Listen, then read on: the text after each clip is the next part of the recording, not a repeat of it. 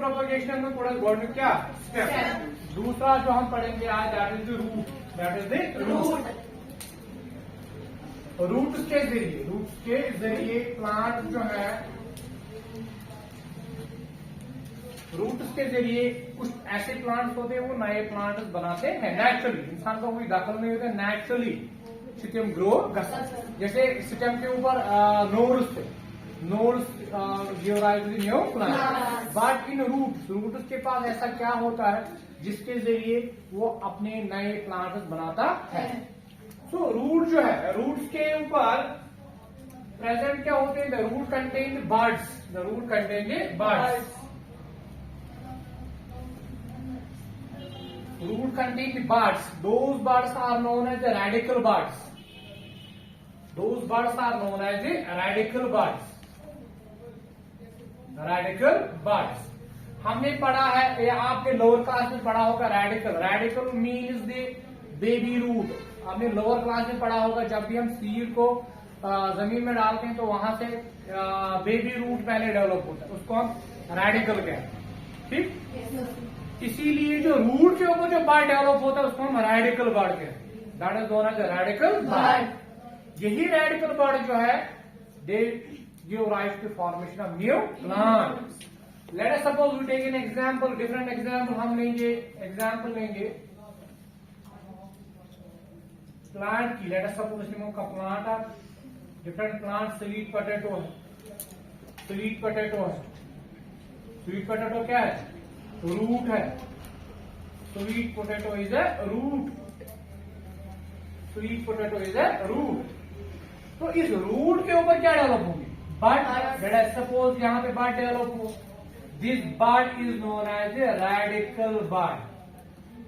This is the radical bud. यही radical bud जो है इससे क्या डेवलप होगा, एक नया प्लांट बनेगा। It will give rise to the formation of a new plant. This bud, this radical bud will give rise to the formation of new plant. ठीक, तो रूट्स के ऊपर रेडिकल बर्ड्स होते हैं। एग्जाम्पल आप लिखोगे कौन सा प्लांट है, that is sweet potato, sweet potato. या दूसरे एग्जाम्पल आप लिख सकते हो डालबर्जिया सिसो, डालबर्जिया सिसो। डालबर्जिया सिसो जो है इसके ऊपर ये भी रूट ही है, इसके ऊपर जो है रेडिकल बर्ड डेवलप होंगे और वो गिव राइज करेगा एक नए प्लांट। ठीक, naturally is a natural vegetative propagation, is a natural vegetative propagation. खुद ब खुद बर्ड डेवलप होते हैं और बर्ड चेंज होंगे किसमें, new plant. And third one, और एक वेजिटेटिव पार्ट, और एक root, that is known as the leaf, that is known as the leaf. Third आप लिखोगे लीफ। कुछ ऐसे प्लांट्स होते हैं, कुछ ऐसे प्लांट्स होते हैं जो अपने नए प्लांट्स बनाता है bye means of leaves, bye means of leaves.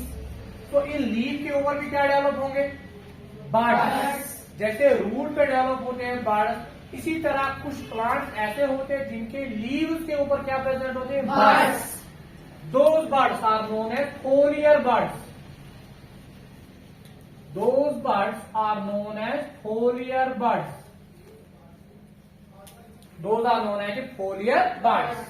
Example आप लिख सकोगे Bryophyllum. Example is the Bryophyllum. Bryophyllum, Bryophyllum. तो ये लीफ है, ये लीफ है। ठीक, यहां पे डेवलप हुआ बर्ड, यहां पे डेवलप हुआ बर्ड। ठीक, ये लीफ या तो डिटैच होगा, नीचे गिरेगा। ठीक, ये डिकम्पोज होगा और बर्ड जो है यहाँ पे क्या डेवलप होगा, एक नया प्लांट। इस बर्ड से या ये लीफ नीचे गिरेगा, जमीन पे गिरेगा, बर्ड जो है वो कन्वर्ट होकर किसमें, एक न्यू प्लांट। तो फोलियर बर्ड डेवलप होते हैं लीव्स के ऊपर, तो वही फोलियर बर्ड जो है इनसे नए प्लांट डेवलप होते हैं। तो रेडिकल बर्ड्स रूट पे डेवलप होते हैं, फोलियर बर्ड्स लीफ पे डेवलप होते हैं। एग्जाम्पल हमने लिखा किसकी, ब्रायोफाइलम। तो ये मेथड्स थे कि नेचुरली जो है एक प्लांट जो है कैसे नए प्लांट्स बनाता है, स्टेम के जरिए, रूट के जरिए एंड लीव्स के जरिए। तो तरीके नेचुरल वेजिटेटिव प्रोपगेशन। अब हम दूसरा वाला इसका पार्ट पढ़ेंगे, that is known as the artificial vegetative propagation. Artificial vegetative propagation यहां तक समझ में आया? आर्टिफिशियल वेजिटेटिव प्रोपगेशन कल मैंने आपको पढ़ाया। आर्टिफिशियल मीन्स जब एक इंसान जो है, ह्यूमन जो है, वो इंटरफेयर करेगा, इसकी इंटरफेरेंस होगी in the formation of new plant, that is known as the artificial vegetative propagation। तो artificial आप लिखोगे artificial vegetative propagation, artificial vegetative propagation। इसका पहला आप लिखोगे by means of artificial vegetative propagation के different methods हैं। पहला आप लिखोगे by means of stem cuttings, stem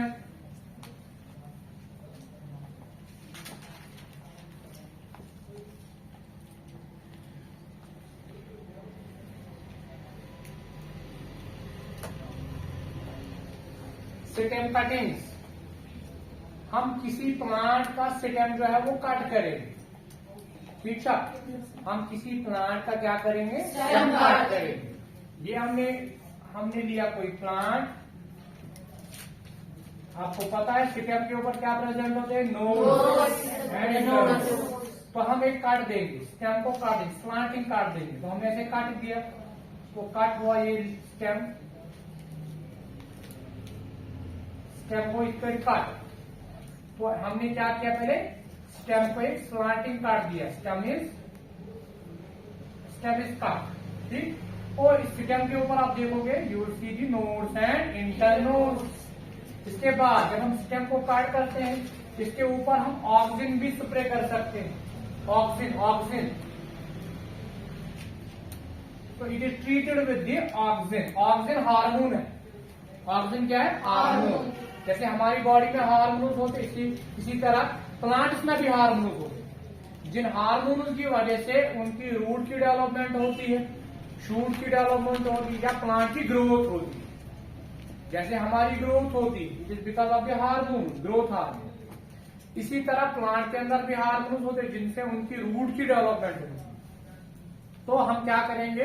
हम ऑक्सिन को लाएंगे, जैसे कि हम आज स्प्रे करते हैं पोषक तत्व ना, उसमें होता क्या है? That contain cytokine, that contain oxygen, that contain gibberellic acid, ठीक। उससे प्लांट की ग्रोथ होती है, उससे फ्रूट की ग्रोथ होती है। रूट उसको हम नोड्स को हम ट्रीट करेंगे, किससे? With oxygen.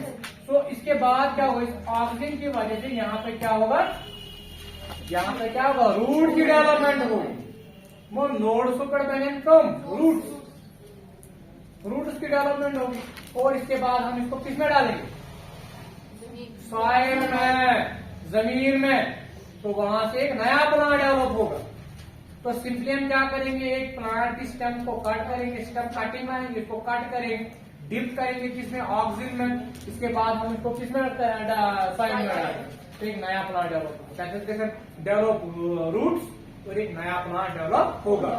तो हमने स्टेम को कट किया, ऑक्सीजन में डिप किया, फिर कहां पे डाला? सॉइल में, ठीक। स्टेम को हमने काट किया, उसको ट्रीट किया विद ऑक्सीजन। इसके बाद हमने इसको किसमें डाला? सॉइल में। तो एक नया प्लांट बनता है, आप लोग प्लांट बनता है, ठीक। हमने रोज की कटिंग भी लाते हैं ना, रोज जो है उसकी कटिंग हम लाते हैं, उसको फिर डिप कर, अगर ऑक्सीजन नहीं होगा, सिंपली हम इसको किसमें डालेंगे? सॉइल में डालेंगे। समझ में आया?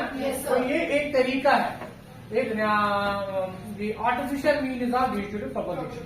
क्योंकि यहाँ पे इंसान का दखल हुआ, इंसान जो उसने कट किया किसको? स्टेम को, फिर ट्रीट किया विद ऑक्सीजन, इसके बाद इसको किसमें डाला? सॉइल में। फिर एक नया इंडिविजुअल बनता है।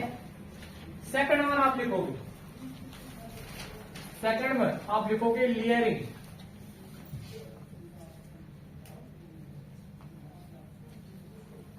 सेकेंड वन आप लिखोगे लेयरिंग। लेयरिंग जो है इसके दो टाइप्स हैं, it is of two types. One is known as the ground layering, One is known as the ground layering, and second is known as the air layering.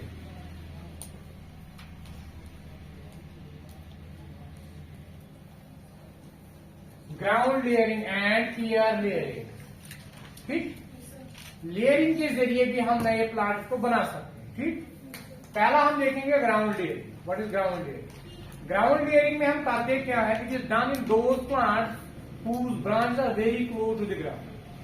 तो पहले आपने ये समझना है ग्राउंड लेयरिंग किन में की जाती है, फिर कैसे ग्राउंड लेयरिंग हम कर सकते हैं. ठीक, तो ग्राउंड लेयरिंग किन में की जाती है?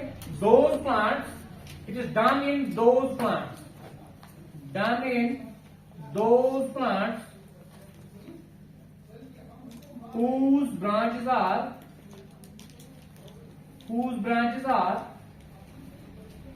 flexible,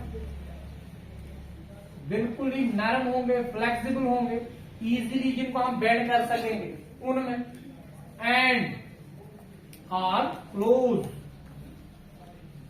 to the ground. इसलिए ग्राउंड लेयरिंग है, इसलिए नाम पड़ा ground layering, because it is done in those plants whose branches are very close to the ground, close to the soil, close to the ground. और वो branches क्या होनी चाहिए? फ्लेक्सिबल, इनको हम इजीली बेंड कर. अच्छा, इजीली हम क्या करें? बेंड. यानी अगर हमने ब्रांच लाई उसको पहले हमने बेंड करना, तो वो क्या होनी चाहिए? फ्लेक्सिबल. तो किया क्या जाता है, करना क्या चाहिए? तो किया क्या जाता है, ये प्लांट है, ये प्लांट, तो ग्राउंड लेयरिंग में हम करते क्या, ये ब्रांच है, this is the branch, this is the branch, this is the branch, very close to the soil, very close to the soil, this branch is very close to the soil. तो in ground layering क्या किया जाता है, यहाँ पे इस branch को, जो ब्रांच क्लोज है किसके नजदीक है? सॉइल के नजदीक है, ग्राउंड के नजदीक है, उसका बार्क जो है वो हम इसको रिमूव करते हैं किसी जगह पर, किसी रीजन में. यहाँ पे सपोज यहाँ पे हम क्या करेंगे, इसको, इसका जो बार्क है वो क्या करेंगे? रिमूव करेंगे. बार्क को रिमूव किया जाता है. ठीक, तो बार्क को रिमूव किया जाता है, यहाँ पे बार्क को रिमूव किया जाता है. ठीक, तो ये पोर्शन जो है कौन सा पोर्शन है? Cutted portion. ये वाला पोर्शन जो है काटेड एरिया है. This is the cutted area, this is the cutted region, this is the cutted area. ये वाला रीजन, यहाँ पे हमने बार्क को रिमूव किया. तो पहले क्या किया जाता है ग्राउंड लेयरिंग में, जो ब्रांच नजदीक होती है टू दी सॉइल, वहां पे किसी रीजन में कोई एक पर्टिकुलर एरिया हम लेते हैं, वहां पे उसका बार्क हम रिमूव करते हैं. ठीक, इसके बाद हम इसको बेंड करते हैं, इसके बाद हम इसको बेंड करते हैं. ये काटेड रीजन जो है, ये हम इसको कहाँ पे डालते हैं? जमीन के अंदर. और इसका टिप जो है ये ऊपर ही रहना चाहिए. तो क्या जाता है, ब्रांच जो है इसको कहाँ पे डाला जाता है? जमीन में. फिर उसका टिप जो है बाहर फिर से निकाला जाता है ऐसे. सपोज दिखा बेंड, फिर भी बेंड कर ऐसे ऐसे, इसका टिप फिर से ऊपर. समझ में आया?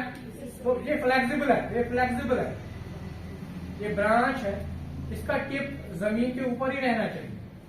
ये काटेड रीजन, ये काटेड रीजन, ये वाला पोर्शन क्या हमने रखा था? काटेड रीजन. ये किसके अंदर रहना चाहिए? जमीन के अंदर. पर इस ब्रांच का जो टिप है वो कहाँ रहना चाहिए? जमीन के ऊपर. तो बेंडिंग ऐसे करें, बेंड ऐसे करना है, काटेड रीजन जमीन में रहना चाहिए, वो टिप फिर से कहाँ पर रहना चाहिए? जमीन के ऊपर. ठीक, वो with the passage of time, 1 month 2 month के बाद आप देखोगे यहाँ पे काटेड रीजन में क्या डेवलप होंगे? रूट्स. यहाँ पे रूट डेवलप होते हैं, तो यहाँ पे काटेड रीजन में डेवलप व्हाट? रूट्स. जब यहाँ पे रूट डेवलप होंगे, इस पोर्शन को हम कट करेंगे, काट, ये ब्रांच को हम यहाँ पे कट करेंगे. यहाँ पे क्या हुआ? एक नया प्लांट डेवलप. ठीक, तो अपने रूट से ये ब्रांच है develop new plant. So this is known as the ground layering. So ground layering, I repeat, ground layering में क्या किया जाता है, ब्रांच जो नजदीक होती है उसको पहले कट किया जाता है किसी पर्टिकुलर रीजन में, बाद इसका रिमूव किया जाता है, फिर इसको बेंड किया जाता है in such a way that the cutter region should remain in the soil and the apex and the tip of the branch should remain above the soil. Within 2 or 3 months, the cutter region will develop what? Roots. इसके बाद हम इसको branch को यहाँ पे main plant से cut करेंगे, ये इंडिपेंडेंट प्लांट यहाँ पे बनेगा.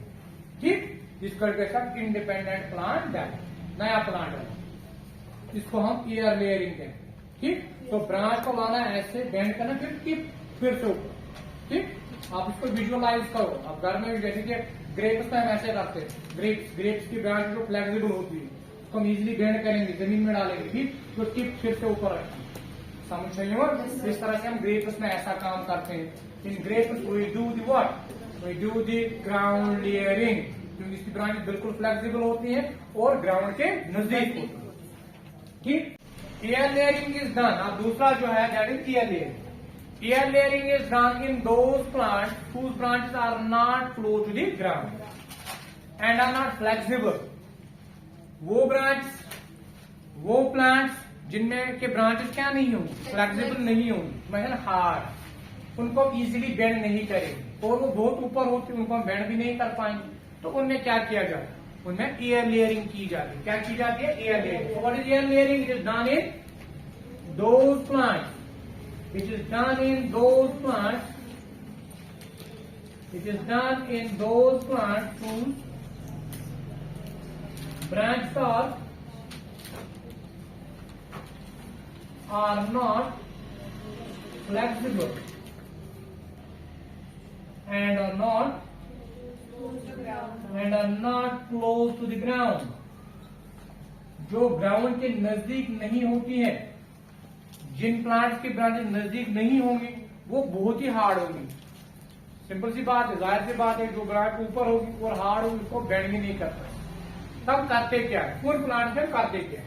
तो ये प्लांट आप कोई ले, ये कोई प्लांट है, ये ब्रांच है यहाँ पर, ग्राउंड यहाँ पर, ठीक, तो ये बहुत ही हार्ड है. This is branch is very hard, इसको हम बेंड नहीं करता. तो यहाँ पे हम करते क्या, ग्राउंड लेयरिंग में क्या किया गया, बार से रिमूव, सेम वे जहां पे भी हमने बार को रिमूव किया था, यहाँ पे भी हम क्या करेंगे, बार को रिमूव करेंगे. ठीक था, तो यहाँ पे बार को लेट अस सपोज ये था पूरा रिमूव, इस वाले रीजन में हमने रिमूव किया. ये वाला रीजन जो है ये कटेड रीजन है. This is the cutted area, this is the cutted area or the cutted region. ये कटेड एरिया है, ये कटेड रीजन है. यहाँ पे हमने इसको काट किया, यहाँ पे हमने पहले रिमूव किया किसको, बार. ठीक, इसके बाद इस कटेड एरिया को क्या किया जाता है, वेट सॉइल से इसको कवर किया जाता है. तो इसके बाद इस कटेड एरिया को कवर किया जाता है with the moist soil, with the wait soil, ताकि मॉइस्चर रहे, ये सूखे ना. So it is covered with the wet soil. It is covered with the wet soil. Later on, it is wrapped by the polythene. इसके बाद हम इसको wrap करेंगे with the polythene. It is then wrapped with the polythene. Polythene से इसको wrap करेंगे, ठीक, ताकि moisture बराबर, ठीक है, वो लॉस ना हो, इवापोरेशन ना हो. इस पे सनलाइट गिरेगी, इवापोरेशन होगी, सॉइल जो वो सूखेगी, तो वहां पे रूट की डेवलपमेंट नहीं होगी. इसलिए वेट सॉइल से इसको कवर करते हैं एंड इसको बांधते हैं, रैप करते हैं with polythene. Later on with in 2 or 3 months उस कटेड रीजन में क्या डेवलप होंगे, रूट्स. तो हम इस यहाँ पे फिर सॉइल को उठाएंगे, पॉलीथीन को उठाएंगे, आप देखोगे विद इन 3 or 4 months वहां पे छोटे छोटे रूट जो है वो डेवलप हुए होंगे. तो यहाँ पे कटेड एरिया जो है विद इन 4 or 5 months यहाँ पे आप देखोगे, यहाँ पे आप देखोगे एक रूट डेवलप हुआ. ठीक, तो यहाँ पे इस ब्रांच को फिर काट किया जाएगा. यहाँ पे हम काट करेंगे, इस ब्रांच को हम किस में डालेंगे, सॉइल में. ठीक है, grow as an independent plant. इसके बिना नो इंडिविजुअल, न्यू प्लांट. समझ में आया. तो हम हमने ईयर में ही किया, इसलिए इसको ईयर कहते हैं, क्योंकि जो ब्रांच बिल्कुल ईयर में थी उसी को हमने वहीं पे काट किया, बार्क को रिमूव किया, वहां पे हमने इसको वेट सॉइल से कवर किया, रैप किया विद पॉलिथीन, पाथ को रिमूव ऑफ सॉइल 4-5 मंथ्स के बाद रूट डेवलप हुए होंगे, फिर इसको काट किया जाता है, उस ब्रांच को किसमें डाला जाता है, जमीन में। इस तरह से एक नया इंडिपेंडेंट प्लांट बनता है, इसको हम बूटी भी कहते हैं। It is also known as बूटी, हियर देयर इज बूटी गिवन,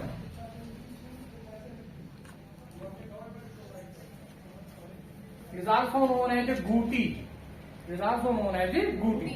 एग्जाम्पल आप लिखोगे किन प्लांट, गोवा में, मैंगो में, ठीक है, उनमें हम ईयर लेयरिंग करते हैं। मैंगो है, इन प्लांट्स में हम ईयर लेयरिंग कर सकते हैं, क्योंकि इनके ब्रांच क्या होते हैं, बहुत ही ऊपर होते हैं और हार्ड। ठीक है, तो इस तरह से हमने कितने पढ़े, 2, स्टेम कटिंग्स एंड लेयरिंग। कल हम और पढ़ेंगे, ठीक है, कल हम ग्राफ्टिंग